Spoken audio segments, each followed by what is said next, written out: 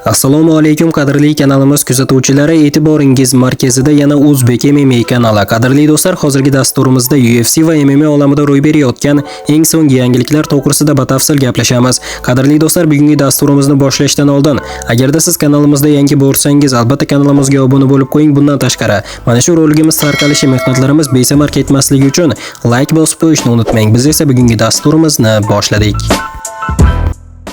Islom Makhachev Yan Gari bilan jangdan keyin tez fursatda yana oktagonga qaytmoqchi. Ertadan keyin tongda Amerika Qo'shma Shtatlarining Filadelfiyasida uzoq kutilgan jang bo'lib o'tadi. UFC 330 turnirining asosiy jangida yarim o'rta vazn toifasi chempioni Islom Makhachev o'z kamarini ilk himoyasini irlandiyalik Yan Machado Gariga qarshi o'tkazadi. Agar Islom raqibini mag'lub etib, oktagondan jarohatlarsiz chiqsa, u joriy yil oxirigacha yana bitta jang o'tkazishni rejalashtirmoqda. Agar jarohatlarim bo'lmasa va vazn tashlashda ko'plab qiynalmasam, men uchun bu muammo emas. Men endi yosh yigit emasman. Hozir men uchun har 3-4 oyda jang qilish eng maqbulli, tushunaman. Men 28 yosh emasman. 30 yoshdaman, 34 yoshdaman va mendan ko'p vaqt qolmadi.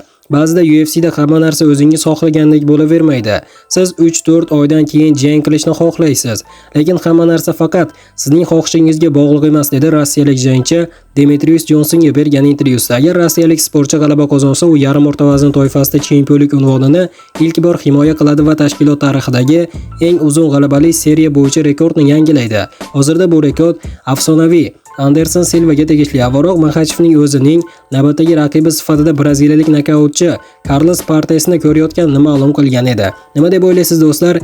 Yan Gari va Islom Makhachev o'rtasidagi jangda kim favorit deb o'ylaysiz? Islom yoki Yan Gari? Shaxsiy fikrlaringizni izohlarda yozib qoldiring. Barcha fikrlarni o'qib chiqaman.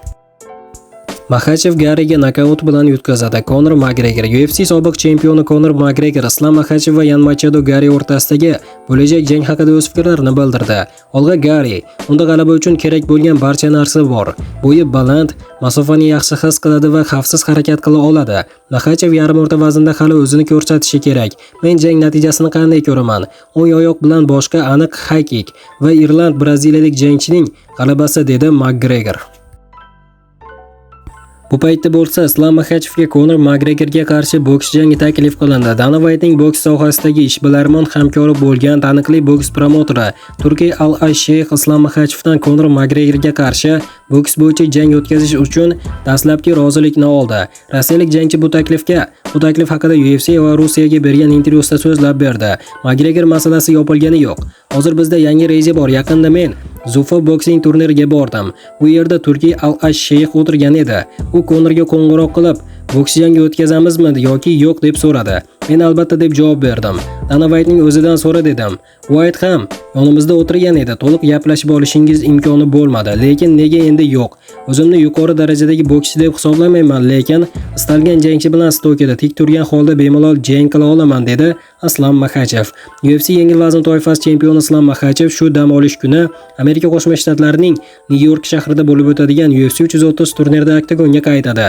Turnirning asosiy voqeasida u o'z chempionlik kamarini irlandiyalik Yan Machado Garidan himoya qiladi. Conor Makgregor esa yaqinda Max Hollowayga qarshi jangda olgan tizzasidan jarohat tufayli operatsiya qilindi va endi uni uzoq muddatli tiklanish jarayoni kutmoqda. Taxminan 1 yildan keyin Conor Makgregor yana oktagonga qaytadi do'stlar. Nima deb o'ylaysiz do'stlar? Islom Makhachev va Conor Makgregor o'rtasidagi boks bo'yicha o'tkaziladigan ehtimoliy jangda aynan siz kimni favorit deb bilasiz? Islom Makhachev yoki Conor Makgregor? Albatta shaxsiy fikrlaringizni izohlarda yozib qoldiring. Barcha fikrlarni o'qib chiqaman. Mana do'stlar, bugungi qisqa dasturimiz xuddi mana shu yerda o'z yakuniga yetdi. Videoni oxirigacha ko'rganlarning barchasiga kattakon rahmat. Video yoqqan bo'lsa like bosishni unutmang. Keyingi dasturlarimizda ko'rishguncha xayr, o'zingizni ehtiyot qiling. O'zbek MMA kanalimizdan uzoqlashmang. Tez orada ko'rishguncha do'stlar.